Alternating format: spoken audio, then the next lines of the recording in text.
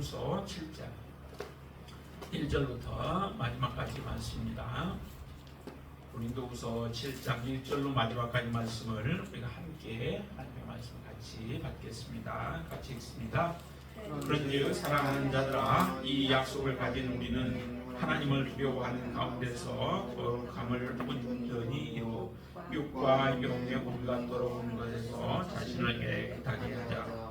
마음으로 우리를 영접하라. 우리는 아무에게도 불의를 행하지 않고 아무에게도 해롭게 하지 않고 아무에게서도 수저 빼앗을 일이 없노라. 내가 이 말을 하는 것은 너희를 정죄하려고 하는 것이 아니라 내가 이전에 말하였거니와 너희가 우리 마음에 있어 함께 죽고 함께 살게 하고자 함이라. 나는 너희를 향하여 담대한 것도 많고 너희를 위하여 자랑하는 것도 많으니 내가 우리의 모든 환난 가운데서도 위로가 가득하고 기쁨이 넘치는도다. 우리가 마게도냐에 이르렀을 때에도 우리 육체가 편하지 못하였고 사방으로 환난을 당하여 밖으로는 다툼이요 안으로는 두려움이었노라. 그러나 낙심한 자들을 위로하시는 하나님이 디도가 옴으로 우리를 위로하셨으니 그가 온 것뿐 아니요 오직 그가 너희에게서 받은 그 위로로 위로하고 너희의 사모함과 애통함과 나를 위하여 열심히 있는 것을 우리에게 보고함으로 나를 더욱 기쁘게 하였느니라. 그러므로 내가 편지로 너희를 근심하게 한 것을 후회하였으나 지금은 후회하지 아니하면 그 편지가 너희로 잠시만 근심하게 한 줄을 압니다. 내가 지금 기뻐함은 너희로 근심하게 한 까닭이 아니요 도리어 너희가 근심함으로 회개함에 이른 까닭이라. 너희가 하나님의 뜻대로 근심하게 된 것은 우리에게서 아무 해도 받지 않게 하려 함이라. 하나님의 뜻대로 하는 근심은 후회할 것이 없는 구원에 이르게 하는 회개를 이루는 것이요 세상 근심은 사망을 이루는 것입니다. 보라, 하나님의 뜻대로 하게 된 이 근심이 너희로 얼마나 간절하게 하며 얼마나 변증하게 하며 얼마나 분하게 하며 얼마나 두렵게 하며 얼마나 사모하게 하며 얼마나 열심 있게 하며 얼마나 벌하게 하였는가. 너희가 그 일에 대하여 일체 너희 자신의 깨끗함을 나타내느니라. 그런즉 내가 너희에게 쓴 것은 그 불의를 행한 자를 위한 것도 아니요 그 불의를 당한 자를 위한 것도 아니요 오직 우리를 위한 너희의 간절함이 하나님 앞에서 너희에게 나타나게 하려 함이로라. 이로 말미암아 우리가 위로를 받았고 우리가 받은 위로 위에 디도의 기쁨으로 우리가 더욱 많이 기뻐함은 그의 마음이 너희 우리로 말미암아 안심함을 얻었습니다. 내가 그에게 너희를 위하여 자랑한 것이 있더라도 부끄럽지 아니하니 우리가 너희에게 이른 말이 다 참된 것이 끝같이 디도 앞에서 우리가 자랑한 것도 참되게 되었도다. 그가 너희 모든 사람이 두려움과 떨므로 자기를 영접하여 순종하는 것을 생각하고 너희를 향하여 그의 심정이 더욱 깊었으니 내가 범사에 너희를 신뢰하게 된 것을 기뻐하노라. 아멘. 7장부터 이제 뒤에 마지막까지 그 장을 통하여서는 먼저 1장부터 6장까지의 그 내용을 통해서는 우리에게 크게 볼 때에 이 사도 바울이 자기가 그 변명을 이렇게 하는 것들이 있었죠. 뭔가를 이렇게 드러내고 또 자기가 한 것에 대해서 말을 하는 것들, 이런 것들을 통하여서 고린도 교회에 전해주고 그 다음에 고린도 교회 교인들한테 권면하는 그런 말씀이 있었습니다. 그런데 여기에서는 보면 7장부터는 이제 자랑하는 내용들이 등장을 하죠. 사도 바울이 자랑하는 것. 그 자랑하는 것들을 왜 자랑을 사도 바울이 이렇게 여러 가지를 자랑을 하는가? 그거는 스스로 자기를 나타내기 위함이 아니죠. 그게 목적이 아니라 바로 그 자랑을 통하여서 고린도 교인들에게 권면하기 위함이에요. 우리가 이런 사람이다. 우리가 이런 사람이었는데 그렇기 때문에 너희도 이와 같은 사람들이 되어라 라고 하시는 그러한 권면을 하기 위해서 자기의 것에 자기가 한 일들에 대해서 또 잘한 것들에 대해서 하나님 앞에 유익한 것들에 대해서 자랑을 하게 되어집니다. 이 자랑이라고 하는 것은 잘못하면은 우리가 교만해질 가능성들이 참 많죠. 그래서 자랑은 조심해야 돼요. 그렇지만은 정말로 올바른 동기를 가지고 또 하나님 앞에 바르게 세우기 위한 그 목적을 가지고 우리가 자랑하게 되어질 때 그것은 하나님 앞에 이제 귀한 모습으로 쓰임을 받게 되죠. 그래서 사도 바울같이 여러분이 자랑할 일이 있다면 사도 바울같이 누군가를 바르게 세우기 위한 목적에서 여러분들이 자랑하고 그 자랑이 내가 잘해서가 아니라 정말 하나님께서 우리에게 그 모든 것들을 힘을 주시고 능력을 주셔서 내가 이와 같은 일들을 했는데 너희도 이와 같이 행하라 라고 그렇게 권면할 수 있게 되길 바랍니다. 자, 그러면은 7장에서 사도 바울이 자랑하는 것들이 무엇일까? 거기 두 가지가 등장을 하게 되어집니다. 1절부터 4절까지 안에서 보면은 사도 바울은 사실은 사도 바울이 여러 가지 많은 일들을 행했지만은 쭉 거기에 내용들이 이렇게 등장을 해요. 자, 그런데 사도 바울이 이렇게 말합니다. 2절에 보면은 마음으로 우리를 영접하라. 우리는 아무에게도 불의를 행하지 않고 아무에게도 해롭게 하지 않고 아무에게도 속여 빼앗은 일이 없다라고 하는 말씀을 해요. 이것을 통틀어서 한마디로 표현한다면 무엇이라고 표현할 수 있을까요? 그것은 1절에서 후반절에 보면은 자신을 깨끗하게 하자라고 얘기를 하죠. 육과 영의 온갖 더러운 것에서 자신을 깨끗하게 하자라고 이렇게 표현하는데 깨끗함의 반대의 행위들에 해당된 것이 2절의 내용들이죠. 그러면 다시 말하면 더러운 일들이에요. 더러운 일들을 하지 않았다라고 하는 거죠. 사도 바울이 행한 일들은 더러운 일들을 행하지 않았다는 거예요. 여기에 보면은 그 더러운 것이 뭐예요? 불의죠. 의롭지 못한 것, 정의롭지 못한 것, 바르지 못한 것들, 이것을 행한 적이 없다라고 사도 바울은 고백하고 있는 거예요. 정말 얼마나 담대한 고백이에요. 하나님 앞에서 지금 한 고백들이죠. 이 고백들이. 그런데 그 고백 가운데 사도 바울은 말하기를 우리는 불의를 행하지 않았다라고 말합니다. 여러분들의 그 고백 속에서 이런 고백이 들려질 수 있게 되길 바랍니다. 다른 사람들한테도 여러분들이 그렇게 고백할 수 있는 깨끗한 삶을 여러분들이 사실 수 있게 되길 바랍니다. 그리고 또 사도 바울이 하는 고백은 뭐예요? 아무에게도 해롭게 하지 않았다라고 하는 거죠. 다른 사람들에게 해가 되어지는 일들, 특별히 영적인 부분들에 있어서 하나님의 영광을 가리는 일들을 행하지 않았다라고 하는 거죠. 정말 이런 모습이 얼마나 아름다워요. 사람들은 정말 그런데 가까워지면 가까워질수록 또 마음도 해이해지고 예의도 벗어나는 경우들이 참 많아요.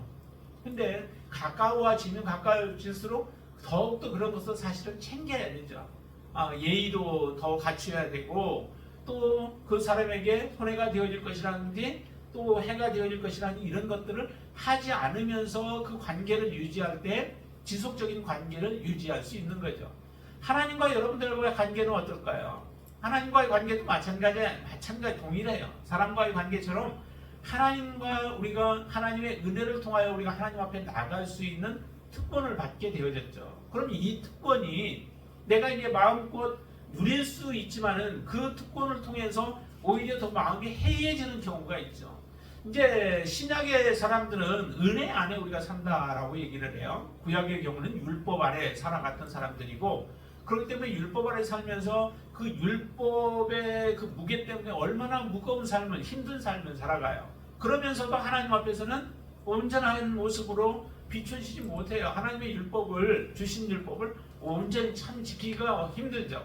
사람의 힘으로, 사람의 능력으로, 사람의 의지로, 사람의 재능으로 우리가 그렇게 섬길 수 없는 거죠. 그것을 너무도 잘 아시기 때문에 하나님은 우리에게 섬길 수 있도록 그 하나님의 말씀을 온전히 하나님의 능력으로 지킬 수 있도록 성령을 우리에게 부어주신 것 아니겠어요? 그래서 신을 우리에게 부어주심으로 말미암아 그 힘을 성령을 힘입어서 살아가게 되어질 때 우리는 하나님의 율법을 온전히 이루어갈 수 있는 겁니다.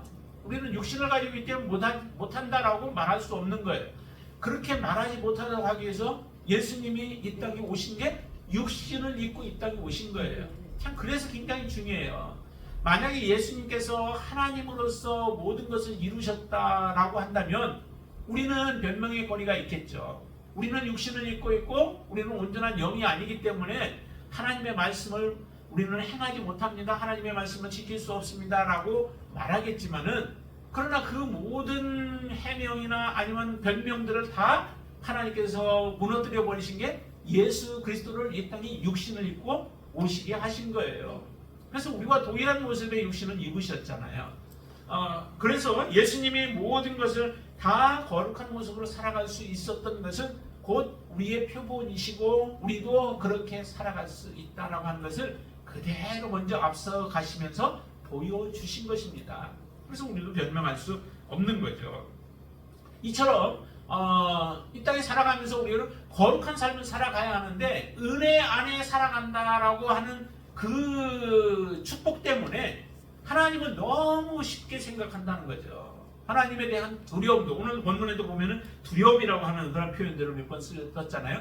하나님에 대해서 두려워하지도 않고 하나님에 대해서 너무 가볍게 우리가 생각하면서 정말 우리가 사람을 대하는 것보다 때로는 못한 모습으로 하나님을 대하는 경우가 참 많아요. 하나님과의 약속은 더 철저하게 우리가 사실은 지켜야 되잖아요. 그런데 사람과의 약속은 계속 봐야 하는 이런 것들이 있어서 약속을 잘 지켜가지만 하나님과 약속한 것은 우리가 그냥 다른 사람 보는 사람 없으니까 우리가 무시해버리는 이런 일들이 많은데 그래서는 안 되는 것이죠. 하나님 앞에서는 더 철저한 보이지 아니하시지만 다 보고 계시는 하나님 앞에 우리는 더 철저한 모습으로 우리의 자신을 돌아보면서 거룩한 모습으로 하나님 앞에 서서 지켜나가야 될 줄로 믿습니다. 그렇게 하면은 하나님의 뜻대로 우리가 다 순종하며 하나님의 영광을 드러내는 삶을 살게 될 것입니다. 사도 바울은 이와 같은 모습으로 살았다라고 말씀하고 있죠. 자, 그러면서 또 하나 거기에 보니까 아무에게서도 속여 빼앗은 일이 없대요.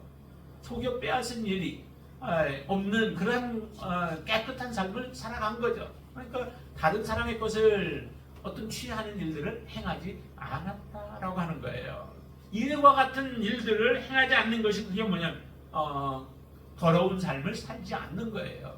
그리고 반대로 얘기한다면 깨끗한 삶을 살아갔던 사람이 누구냐면 사도 바울이에요. 그리고 그 일행들이었죠. 그러면은 이렇게 깨끗한 삶을 살아간 삶을 살았다면은 우리도 교회 교인들이 어떻게 해야 될까요? 그것은 곧 그들을 본받아야 되고 그들을 잘 섬기는 삶을 살아야 되는 거죠. 그렇기 때문에 2절에 처음에 그렇게 말씀하신 겁니다. 마음으로 우리를 영접하라라고 말씀하시죠. 마음으로 겉으로 보이는 그 형태로 다른 사람이 볼 때 섬기는 것처럼 그렇게 눈가림하고 섬기는 그런 삶이 아니라 정말 진심으로 마음을 다해서 그 바울 일행들을 섬기는 삶을 살라라고 말씀한 거죠. 이렇게 마음을 다해서 섬기는 삶을 살면은 정말 사도 바울에 대해서 존경하고 그의 가르침을 그들은 온전히 따르는 삶을 살게 되어집니다. 이게 본인들에게 축복이죠. 이게 지금 사도 바울이 권면하는 것은 같이 함께 정말 복된 삶을 살기를 바라는 마음 때문에 지금 이렇게 권면하는 것들이죠. 자, 그래서 사도 바울은 3절에서 이렇게 3절에서 보세요. 3절에 보면 이렇게 말씀하시죠. 같이 한번 읽을까요?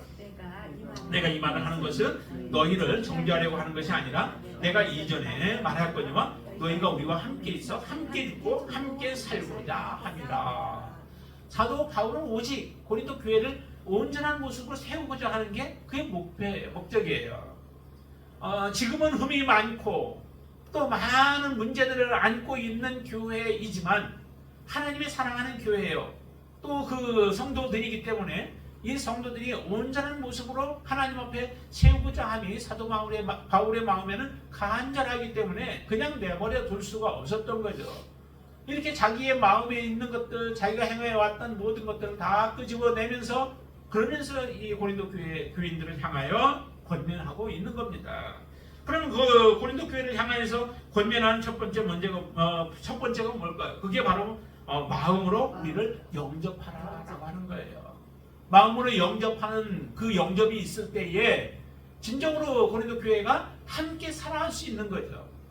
사도 바울과 일행만이 살아가는 게 아니라 고린도 교회와 함께 살고 싶은 마음이 사도 바울 마음속에는 있었던 겁니다. 그러니까 함께 죽고 죽더라도 함께 죽고 살더라도 함께 살자라고 이런 사랑하는 마음, 그 마음이 있기에 지금 사도 바울은 포기하지 않고 지금 이 고린도 교회를 향하여서 권면하는 거예요. 그래서 이 마음으로 우리를 영접하라라고 한 것처럼 예수님을 영접할 때도 마찬가지 아니에요. 유대인들이 예수님에 대해서 참으로 기대하던 메시아이었지만은 그 자기들이 바라는 메시아의 모습으로 오지 않자 그 유대인들, 다른 사람들은 몰라도 유대인들은 예수님을 영접해야 함에도 예수님을 영접하지 않았던 거예요.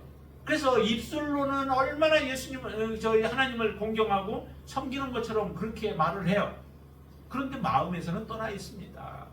마음으로는 하나님을 섬기지 않는 거예요. 하나님을 알았으면은 예수님도 알았겠죠. 하나님이 보내신 자 예수 그리스도, 그분을 알고 예수님을 제대로 섬기는 삶을 살았을 겁니다. 근데 하나님을 모르니까, 성경도 모르고 하나님도 모르고 오해를 하니까 결국에는 하나님이 보내신 예수 그리스도, 그분을 제대로 받아들이지 못하는 거예요. 영접하지 못하는 것입니다. 이 영접하지 못하니까 어떻게 해요? 예수님 앞에 늘 대적하는 자의 삶을 살아갈 수밖에 없었던 것입니다. 사도 바울을 곧 잘 마음으로 영접하는 것, 그것은 곧 하나님을 대접하는 것과 같은 모습이죠. 여러분들 마음속에서도 정말 예수 그리스도를 우리가 온전히 알고 섬긴다면은 그분의 말씀, 이제 말씀으로 우리가 돌아가서 말씀을 제대로 우리가 붙잡고 믿음으로 살아가시는 여러분들 되시기를 바랍니다. 말씀 한마디가 여러분들을 살리기도 하시고 여러분들을 죽기도 하는 거예요. 그 말씀 우리가 붙잡고 살면, 그 말씀대로 순종하며 살면 우리가 살아나는 것이고, 그 말씀 무시하며 살면 곧 그것이 우리의 마음을 그대로 하나님 앞에 표현하고 있는 거죠.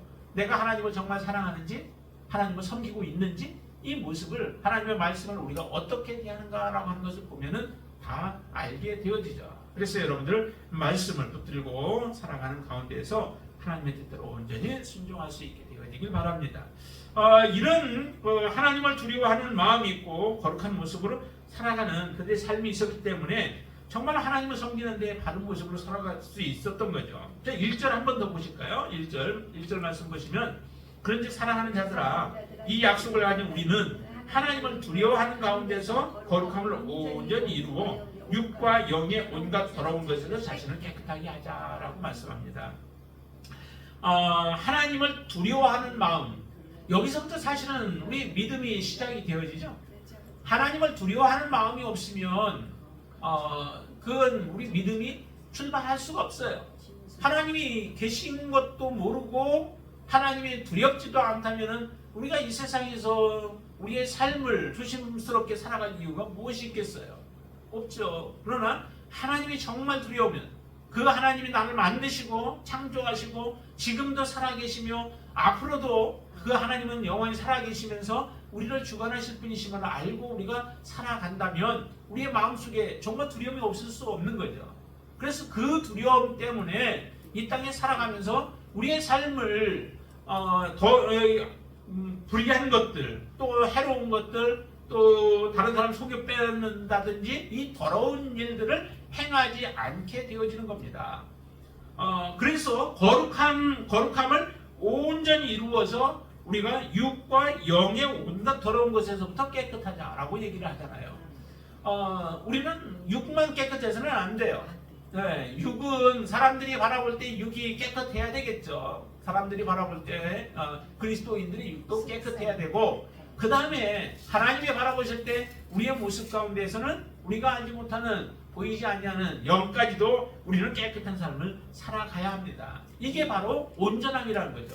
한 부분만 깨끗하면은 그것은 온전함이라고 말할 수 없어요. 하나님이 원하시는 것은 우리의 온전함이죠. 그래서 여러분들의 영혼, 육이 온전히 깨끗하게 되어졌을 때에 그 사람들이 하나님 앞에 설 수 있고 하나님의 얼굴을 배울 수 있는 것입니다. 그래서 사도 바울은 권면합니다. 이런 거룩함 가운데서 온전함을 이루어서 너희들이 깨끗해라. 너 불의함이 없고 또 더러움이 없는 깨끗함을 입고 살아가라 라고 그렇게 권면하고 있습니다. 자, 그리고 두 번째, 이제 5절부터 마지막까지 그 말씀 가운데서 저기에 보면은 사도 바울이 이런 말씀들을 많이 해요. 거기에 보니까 위로를 많이 받았다라고 얘기를 하죠. 사도 바울이 많은 환난들을 사절에서 보면 많은 환난들을 받아요. 그렇죠? 내적으로 환난이요, 또 외적으로도 여러 가지 어려움들이 있고, 그런 가운데서도 사도 바울이 기쁨이 충만한 이유가 어디에 있었을까? 사도 바울 왜 이렇게 내적으로 많은 어려움들이 있는데도 불구하고 기쁨이 충만할까? 여러분들 내적으로 많은 환난 가운데서 기쁨으로 충만해 본 적이 있으신가요?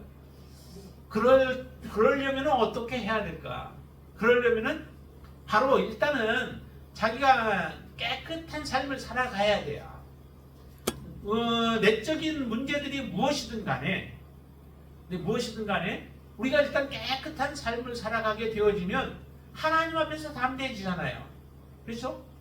우리가 성령 안에서 믿음으로 늘 살아가는 사람들이 하나님께서 바라보실 때에도 동일한 모습으로 바라보실 거 아니에요. 성령 안에서 우리가 거룩한 삶을 살아가고 하나님 기뻐하는 삶을 살아가게 되어지면, 그러면 그 안에서 우리가 믿음으로 살아가기 때문에 혹시라도 많은 어려움들이 우리에게 찾아와도 두려움이 없고 또 근심이 없고 그 가운데서 하나님이 주실 영원한 약속이 있기 때문에 우리가 기뻐할 수 있는 겁니다. 우리의 기준이 세상에다가 기준을 두고 있으면은 이런 환난들이 오게 되어지면은 우리는 그 소망이 끊어져 버려요. 그러나 그 소망이 끊어지지 않으면 영원한 것에 소망을 두고 있으면은 우리의 소망은 무너지지 않습니다. 그렇잖아요.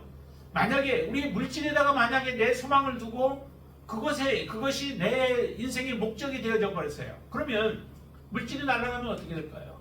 우리는 근심이 쌓일 수밖에 없죠. 기뻐할 수 있을까요? 기뻐하지 못해요. 물질로 인하여서 우리의 삶은 더욱더 피폐해질 수밖에 없는 거죠. 그러나 만약에 물질이 내게 있는 사람도 소망을 하늘에 두고 있다. 하나님께 두고 있다. 그럼 어떨까요? 하나님이 주시기도 하시고 취하신 분도 하나님이시니까 하나님이 영광을 받으실 것이고, 내가 이거 영원히 붙잡고 있지 못하는데 하나님이 그냥 버리고 하나님 더 바라보라고 그러셨나 보다 라고 생각한다면 우리는 그 가운데서도 기쁨을 다시 찾을 수 있어요. 하나님 정말 이거 내가 중요하게 여기기도 했지만은, 그러나 이보다 더 중요한 것이 내게 있는 것을 하나님 알게 해주시니 감사합니다. 나에게 구원을 주신 하나님을 찬양합니다 라고 우리는 찬양을 하나님 앞에 올릴 수 있어요.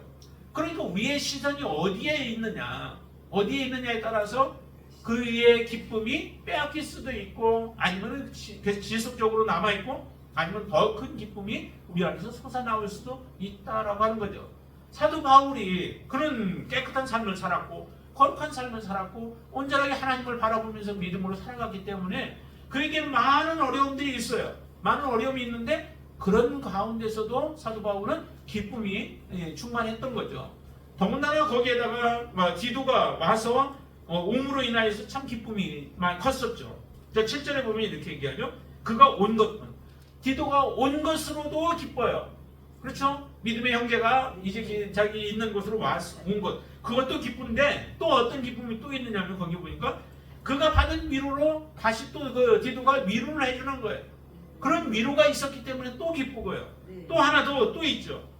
디도가 보고한 내용들을 보니까 어때요? 그게 사도 바울에게는 굉장히 큰 기쁨이 돼요. 자, 7절 후반절에 보면 너희의 사모함과 애통함과 나를 위하여 열심히 있는 것을 우리에게 보고함으로 나를 더 기쁘게 하였다라고 얘기하잖아요. 사실은 이게 뭐 그렇게 크게 일반 세상 사람들이 바라보면은 그렇게 크게 기뻐할 만한 것도 아니에요. 그런데도 사도 바울은 이런 것이 자기에게는 큰 기쁨이 되었다라고 고백하고 있는 거예요. 이 고백은 누가 할 수 있을까요? 하나님의 진정한 자녀들이 그렇게 고백할 수 있는 거예요. 여러분들 안에 정말로 하나님의 자녀로서 하나님이 기뻐하실 것을 함께 기뻐하고 하나님이 여러분들에게 허락하신 것에 대해서 크게 여기고 그걸 귀중하게 여기고 값지게 여기면서 기뻐하실 수 있게 되길 바랍니다. 우리 구원의 기쁨은 여러분들 빼앗길 수 없는 거잖아요. 여러분들 그 구원의 기쁨만큼은 빼앗길 수 없는 거예요. 그런데 우리는 구원의 기쁨을 사소한 것들에 의해서 많이 빼앗기고 살아가면서 그러면서도 우리가 하나님의 자녀라고 얘기합니다. 하나님의 나라를 사모하지 않는 자에게는 하나님의 나라가 그에게 다가오지 않습니다. 여러분들 안에 정말 하나님의 나라를 사모할 수 있게 되길 바랍니다. 사도 바울이 고린도 교회를 향하여서 편지를 썼던 이유 중에 하나가 뭘까요? 그들이 온전하게 되기를 원한다고 말씀드렸었죠. 자, 그런데 이 사도 바울이 쓴 편지가 고린도 교인들에게는 굉장히 큰 아픔이었을 거예요. 왜냐하면 그 아픈 곳을 콕콕 찔르거든요. 그러니까 아플 수밖에 없죠. 그렇지 않아도 아픈데 그 아픈 곳을 더 찔러봐요. 얘기해봐요. 그게 더 큰 아픔이죠. 남편과 아내들을 보세요. 혹시 그 핸디캡을 건드려 보세요. 그러면은 그것 때문에 굉장히 아파하잖아요. 핸디캡이 없으면 사실은 아파할 이유가 없어요. 없는데 내가 핸디캡을 가지고 있고 내가 알고 있는데 그 핸디캡을 다시 건드려 버리면은 그게 이제 폭발해 버리게 되어지죠. 그래서 여러분들이 핸디캡이 무엇인지도 봐야 되고 내 스스로는 그 핸디캡을 없애야 되지만은 그렇지 않다 하더라도 우리가 그 핸디캡이 무엇인지 알고 그것은 건드리지 않아야 돼요. 그런데 사도 바울 보세요. 이 고린도 교회가 정말로 많은 문제들이 있는 것을 다 건드려서 얘기를 했잖아요. 그게 고린도 전서잖아요. 전서를 통해서 그렇게 얘기하니까 얼마나 그게 아프고 힘들어요. 그로 말미암아 고린도 교회가 굉장히 근심을 했어요. 이렇게 표현하고 있어요. 8절 말씀 보세요. 8절 한번 보실까요? 같이 읽습니다. 그러므로 내가 편지로 너희를 근심하게 한 것을 후회하였으나 지금은 후회하지 아니함은 그 편지가 너희로 잠시만 근심하게 한 줄을 알미라. 그때는 잘 몰랐었죠. 그러나 정말 살리고 싶은 마음이 있기 때문에 고린도 교회를 향하여서 사도 바울이 편지를 썼습니다. 편지를 썼는데 이 편지가 고린도 교인들에게는 굉장히 여기 보니까 뭐라 그래요? 근심하게 했다는 거예요. 너희를 근심하게 했는데 그게 잠시만이었겠어요. 여기 표현으로는 잠시지만은 그거 가지고 고민하고 고통하고 그것을 어떻게 할 수 있어요? 자, 11절 말씀 보세요. 11절 말씀 같이 한번 읽겠습니다. 보라, 하나님의 뜻대로 하게 된 이 근심이 너희로 얼마나 간절하게 하며 얼마나 변증하게 하며 얼마나 분하게 하며 얼마나 두렵게 하며 얼마나 사모하게 하며 얼마나 열심히 있게 하며 얼마나 벌하게 하였는가라고 얘기하죠. 사도 바울의 편지를 받고 그 편지를 받고 나서 이 사람들이 간절해지는 거예요. 간절함이 생기는 거죠. 어떤 간절함일까요? 세상을 향한 더 간절함이 아니라 하나님께 대한. 사도 바울이 쓴 게 하나님의 말씀들 아니겠어요? 말씀으로 그들의 잘못된 부분들을 시작했기 때문에 그렇기 때문에 하나님께 더 가까이 나올 수 있는 기회가 된 거죠. 그러나 그게 쉽게 되어진 게 아니죠. 그게 또 얼마나 변증하게 하며 편지를 받고 나서 나름대로 속에서는 자기들의 합리화를 하겠죠. 그것에 그래서 얼마나 변증하게 했는가라고 하는 그런 표현을 쓴 거예요. 또 그 다음에 보니까 얼마나 분하게 했는가. 내가 상한에게 예를 들어서 져서 자기가 죄악을 범했다면은 그것이 얼마나 정말 분한 일이에요. 예수 그리스도는 우리를 위하여서 피를 흘리시고 죽으셨는데 우리는 자기의 몸을 다 바쳐서 우리를 사랑해 주셨는데 그 사랑을 우리가 거부한 거나 마찬가지 아니에요. 그걸 온전하게 받아들이지 못한 자기 자신들을 바라보면은 정말 얼마나 분해요. 내가 또 속아서 넘어갔구나. 내가 사단에게 졌구나 라고 하는 그러한 그 깨달음을 얻게 되어졌을 때에 자기 자신들에 대해서 너무도 처절하게 회개하고 또 그러면서 분하고 그것 때문에 괴로워하고 힘들어하고 하는 이런 모습들이 그대로 나타나는 거죠. 그냥 그들이 회개하는 게 아닙니다. 회개는 이만큼 큰 아픔들이 있어요. 내가 큰 죄를 저지르면 저지를수록 더 큰 아픔들이 있겠죠. 하나님 앞에서는 모든 것들이 다 큰 죄이지만은 그런 것으로 인하여서 내가 그토록 고통스럽고 괴로운 시간들이 지나는 겁니다. 다윗의 경우도 그랬잖아요. 다윗도 얼마나 죄를 범하고 나서 바세바를 취하고 나서 얼마나 그게 고통스러워요. 그러니까 날마다 눈물로 신상을 띄울 정도로 고통스러운 시간들을 보내야 되잖아요. 외로운 시간들을 보내고 이와 같은 모습들이 편지를 통하여서 들려지는 겁니다. 자, 그러고 나서 얼마나 두렵게 하나님에 대해서 두려운 마음이 생겨요. 이제 나는 끝인가? 내가 그래도 괜찮은 사람인 줄 알았는데 나는 하나님의 자녀인 줄 알았는데 나는 이제 정말 모든 것이 끝인가? 라고 하는 그런 두려움들, 하나님의 진노가 내게 임할 것이 곧 임하지 않을까? 라고 하는 그런 두려움들은 이와 같은 일들이 고린도 교회 안에 일어나게 되어졌다라고 하는 거죠. 그래서 그러므로 말미암아 이제 돌아오게 되면 하나님을 더 사모하게 하고 열심히 있게 하고 그러면서 그렇지 아니한 자들에게 하나님이 보라할 것이다 라고 하는 그러한 마음들을, 이런 것들을 갖게 해주었던 것이 바로 사도 바울의 그 편지였던 것이죠. 이 편지를 받고서 여기는 잠시 근심하게 했다고 하지만 그 시간들, 고통스러운 시간들을 지나고 나서, 그리고 나서 마지막에 결과를 보니까 이게 좋은 결과를 얻었던 거예요. 회개의 자리로 돌아오게 되어진 거죠. 하나님께로 나오게 되어지는 그 결과를 얻게 되어진 이 모습들을 바라보면서 사도 바울은 얼마나 자기도 편지를 쓰고 나서 이것 때문에 넘어지는 사람들이 없을까, 이걸 읽고 나서 저들을 좌절하거나 낙심하거나 그리고 교회를 떠나거나 막 이런 사람들이 있지는 않을까라고 하는 그런 근심이 사도 바울 마음속에 있었겠죠. 왜 없었겠어요? 책망을 잘 못하는 이유가 뭐예요? 책망을 듣고 나면은 떠나버릴 것 같아서 책망을 못하는데, 그런다고 해서 그 사람이 안 떠나는 게 아니더라고요. 나중에 보면은 또 언젠가 또 나더라고요. 그러니까 바르게 세워지지 못하면은 결과적으로 떠나게 되어 있어요. 그래서 하나님의 말씀으로 가르칠 때에 그 말씀을 받지 아니하면은 언젠가는 다시 무너져요. 그래서 여러분들은 항상 하나님의 말씀을 받을 때에 좀 더 겸손해질 수 있게 되길 바랍니다. 그 말씀이 나를 살리기 위해서 하나님이 이 말씀을 주시는구나, 나를 미워서가 아니라, 여기도 보니까 뭐라고 그래요? 거기에 보니 뭐라고 하냐면은 그 12절인가요? 그런즉 내가 너에게 쓴 것은 그 불의를 행한 자를 위한 것도 아니요, 그 불의를 당한 자를 위한 것도 아니요, 오직 우리를 위한 너희의 간절한 하나님 앞에서 너희에게 나타나게 하려 함이라 라고 했는데, 그 잘못한 사람들, 그 사람들을 위한 것도 아니고, 또한 거기에 보니까 불의를 당한 자나 불의를 행한 자, 두 사람들, 그 사람들 당신의 목적이 거기에 있는 게 아니라는 거죠. 어쨌든 누구든 불의를 행한 자든 당한 자든 그 모든 사람들이 다 간절함을 가지고 하나님 앞에 돌아오기를 원하는 그 목적, 그 간절함이 사도 바울의 마음속에 있었듯이, 바로 우리가 하나님 앞에 바르게 서도록 하기 위해서 하나님이 이렇게 하신다는 거죠. 그래서 책망의 메시지가 내게 들려올 때에 그것을 우리가 곡해하지 말고, 그것을 쓴 마음으로 그것을 받지 말고, 쓴 뿌리를 가지고 받지 말고, 하나님의 은혜로 여러분들이 항상 받을 수 있게 되기 바랍니다. 말씀을 들으면 그것이 나의 자신을 바라보며 하나님 앞에 회개할 수 있게 되어지길 바라고, 그로 인하여서 내가 하나님께 한 걸음 더 가까이 나아가서 더 간절함으로 그것이 변화되어질 수 있다면 여러분들은 정말 하나님의 축복의 자녀들인 줄을 믿습니다. 어떤 말씀이 들려와도 그것이 나를 무너지지 못하게 하고 나를 좌절하지 못하게 만드는 그런 말씀이 되어질 때에 진정한 하나님의 온전한 신부로서 하나님의 앞에 서게 되어질 줄로 믿습니다.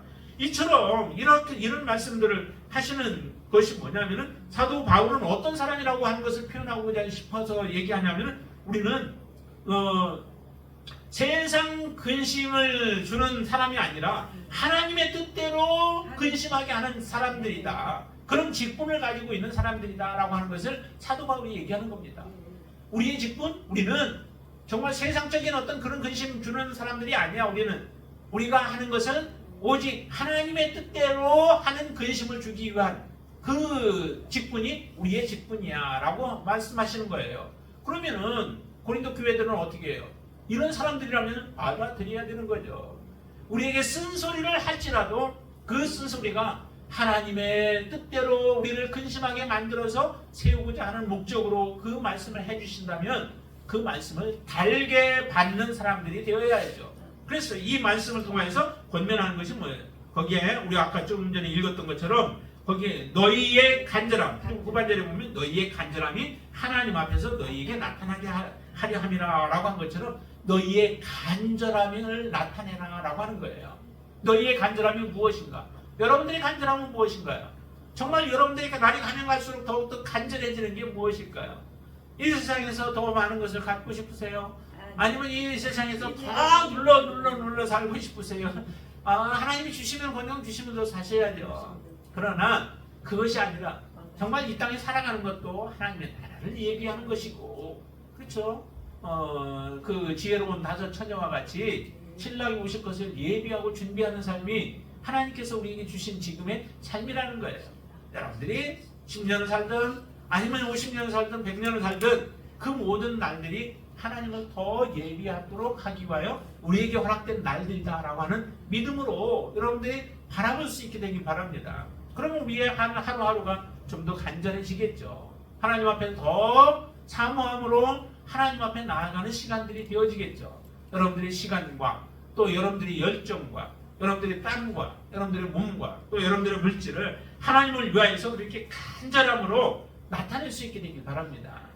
세상을 향하여서가 아니라 하나님을 향하여 간절해지는 여러분들의 삶이 되어질 때 정말 여러분들은 거룩함으로 더욱더 나아가고 두려움 가운데서 하나님의 뜻대로 우리 자신을 쳐서 복종시키며 하나님의 영광을 드러내는 하나님의 사람이 되어질 줄로 믿습니다. 이런 사람으로 서시는 저와 여러분들 되시기를 주님의 이름으로 축원을 드립니다. 기도하겠습니다. 찬양하겠습니다.